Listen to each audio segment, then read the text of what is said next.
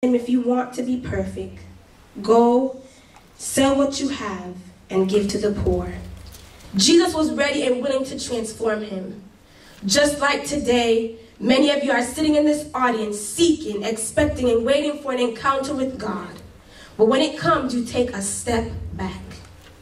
You are unwilling to give up that thing that is holding you back. Unwilling to give up the pleasures of this world. That is why we are reminded to kill the flesh daily. 1 John 2:15-17 says, "Do not love the world or the things in the world. If anyone loves the world, the love of the Father is not in him. For all that is in the world, the lust of the flesh, the lust of the eyes, and the pride of life, is not of the Father, but is of the world. And the world is passing away, and the lust of it. But he who does the will of God abides forever." We have become too much like the world, full of excuses, and we don't even know it. We are so blind. It's interesting that the young man felt that he lacked something.